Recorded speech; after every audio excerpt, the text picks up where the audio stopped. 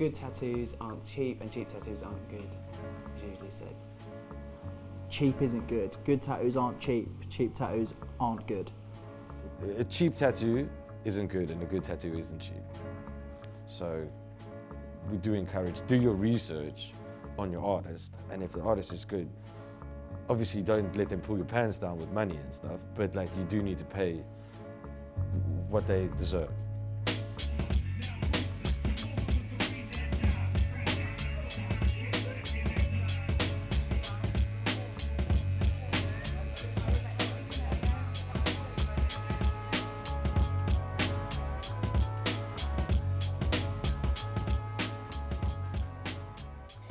A DIY tattoo artist, or more commonly known in the industry as a scratcher or a kitchen wizard, is someone who tattoos from home or in their friend's basement or in their kitchen, you know, with no training and no understanding of tattooing whatsoever. You do get, like loads of people get into the tattoo business starting at home, but they work their way up, but then the majority of the people are just ordinary people that see that mime ink or something like that and they'll think, oh, I can do this, and they'll buy the cheapest stuff and you get the cheapest possible thing, and that's where you get a really dodgy tattoo that needs covering or removing. Unfortunately, it's very easy to get hold of equipment because of places like eBay, and they sell cheap tattooing equipment, and because there are no license requirements on there, they don't have to take them off. The council have contacted eBay before and asked them to remove it, and apparently they've been told no because of some of the sort of bylaws around it, and they can't really do anything about it to regulate it. They're cheap, poorly made machines, and a lot of people don't know what they're doing with them. The more professional studios work together and you're trying to eliminate all of that, but you'll never be able to because it's so accessible for anyone. I mean, you could just type in your internet there, get everything delivered to your door, and the council won't even know.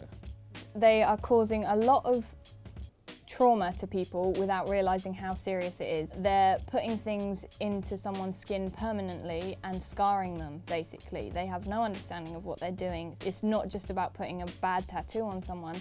They're running the risk of infecting them, they're running the risk of causing damage to the skin itself, which, you know, sometimes, if it's really, really bad work, it's irreparable. You're not going to be able to fix it if the scarring in the skin is that bad. It's also costing us time because we're having to then fix bad tattoos which have been done, which you would think, yeah, it's brilliant from a business point of view. However, you do have to work around the bad work that's already there. You have to consider the state of the skin, you have to consider the state of the person, because their trust has been, you know, they've ruined it because they've gone to someone who has put something hideous on them. So they're much more hostile when it comes to working with you. If they're not too, if they don't know you, then they are obviously concerned that you're going to do the same thing. Recently, the laws around sort of home tattooing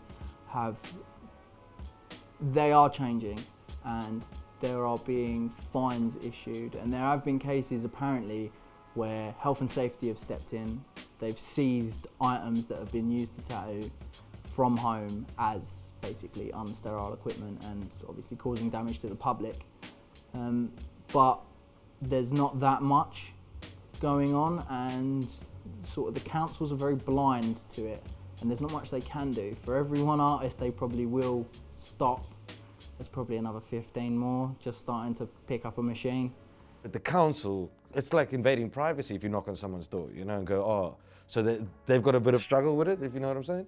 Like, they can't just go knock on a door because they hear a machine. It's like you have to have warrants and all sorts of things these days. So it's a little bit more difficult. Why, if we got someone in the studio now who doesn't have a certificate, we could get done for that.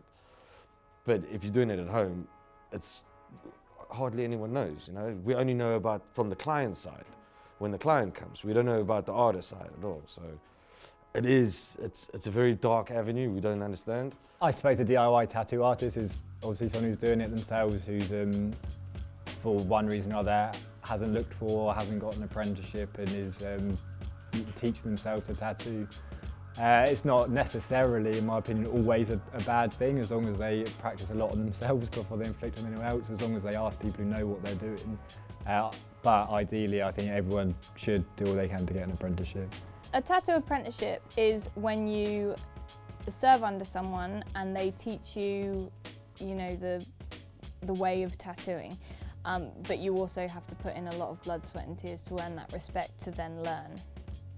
It's the best way, I think, of learning to tattoo. It means you've got someone watching over what you're doing, making sure you're doing it the best way you can be doing, giving you advice and tips from their years of experience so that ultimately you can become the best tattoo artist you could be.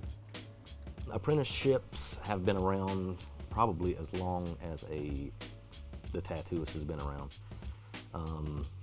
Someone who is artistic, wants to learn how to tattoo, they have trust in a tattoo artist, want to learn a trade, just like anybody else wants to learn a trade. They just find a experienced person to learn from. So it's probably been around as long as the tattoo is done. With each artist comes sort of their own adaptation of tradition. The tradition is obviously being an apprentice, learning that way, basically paying your dues in a sense. With apprenticeships, like mine was quite a traditional one, probably not as harsh as they used to be, because they used to be really harsh years and years and years ago.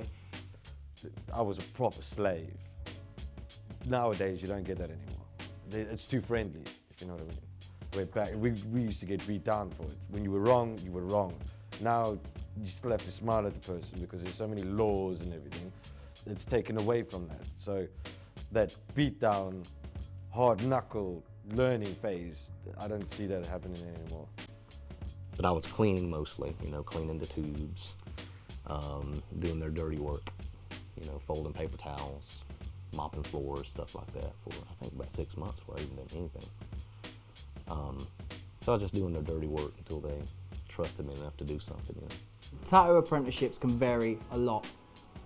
I'm sort of the shop artist. I do things for both artists in the shop, and health and safety side of stuff. You need to be able to keep a clean shop as well, and keep things sterile for your artist. Make sure everything's wiped down after every use and thrown away in the right places. I would say an apprenticeship is, you start off, everybody's got an ego. So when you get into the studio, the job is to break that ego to nothing. So you are nothing. And that's when you start, we start growing you, throwing you different ideas and different projects and stuff like that. But in order to start somewhere, you have to have nothing, because everybody gets egotistical about tattooing. So we take that all away, give them the actual energy of art and all of that, and yeah. A tattoo apprentice timescale very much depends on the person you're learning from and you yourself as an artist. Everyone develops differently, everyone has a different speed. Some people can pick things up really quickly, some people can take a lot longer. Generally, I think if you're serving a good apprenticeship, it will be a year to 2 years before you even pick up a machine, learning the run-ins of the shop, doing all the run-around, cleaning up, and learning about all the importance of the cleanliness, the sterilisation, how to deal with customers. Also, improving on your drawing and everything before you should even consider tattooing someone permanently. If you're slow at picking up things, it's going to take a while. But if you're quick at it, and you're understanding everything, and we can see you're passionate about it, it'll go quicker, definitely. First thing of everything is hygiene, cross-contamination. When you get to that step, the quicker you get that done, you can move on. Then you move on from that. So the longer you prolong it, the longer your journey will be. Finding an apprenticeship is generally quite competitive. There are a lot of kids out there and young adults that want to get into tattooing. It has, due to the media boom, become quite the sought-after career choice. It's a case of getting yourself a portfolio together and going into shops, and these shops are going to have kids come in maybe one a day, maybe one every other day, maybe even 5 a day. Very hard to get one because everyone wants to be a tattoo artist. If your tattoos and your drawing skills aren't up there, then you're not going to stand a chance, because obviously people only want the best, don't they? So if you're not putting out the best work, then you're going to just fall to the bottom and you'll be nobody and you won't be able to do it, you know, unless you become one of these home DIY tattoo artists. Generally, an apprentice will have to show that they understand the machine, they understand the industry, they understand what they're doing, the significance of it, how it all works, and that they've got some kind of artistic capability, that they can do what they're doing on skin, on paper. And yeah, normally they'll start on themselves before they go on to other people. The importance of starting an apprenticeship is the fact that you need someone to guide you. If you don't have that guidance, you're going to go off the rails and you're going to end up as a scratcher with a big ego. The reason you got someone that shows you how to build machines, what needle structures to use, how to put stencils on, how to shave the skin, even little things like that. You know, some people are shaving and it's blood everywhere. Little things, everything needs to be taught. There's so much that goes into it. Nobody could ever know, you know, what we go through on a daily basis, how hard it is, what a struggle it is, and how much work goes into it. You know, you're working constantly. For anyone to tattoo the public in this country, you need to be registered with the council, which means regular checks on things like whether you're sterilising your grips and tips which hold the needles, whether you're using disposable needles, obviously not reusing them. Sterilising any surfaces that are touched during tattooing, that's the beds, that's the workstations, any equipment that's used is sterilised between each tattoo. And yeah, just anything that can be disposed of is disposed of. Obviously you've got to have all your the equipment that you need, like an autoclave, ultrasonic, spray down like Trigene and stuff like that. As long as you're clean, sterile, and the health departments come in and done a swoop of the place, and obviously they decide whether you can be open or not. First step is definitely health and safety, which is cross-contamination. Are you bagging your bottles? Are you touching your machines while you got your gloves on? All that kind of stuff, you know? You got your gloves on, so don't touch anything else but your tattoo equipment. That's it. Professional people do take all the steps, and you know, it comes like second nature. If you went to your apprenticeship and it was banged into your head, you're gonna have no problems. The regulations for the customers, they have to be 18 here. We do have a consent form that we have them sign, and what that does, that protects us and them. It kind of is like a rundown of diseases, anything that can make their tattoo not heal properly or an adverse reaction to a tattoo. Health and safety will, if they don't think you're doing a good job of keeping your studio up and running, they will close you down. What they want to do is come in and inspect to make sure the place is clean and like a clinical environment, you know, for the people, you know. So that's why they're here, is to protect the clients basically, and the tattooist for that matter.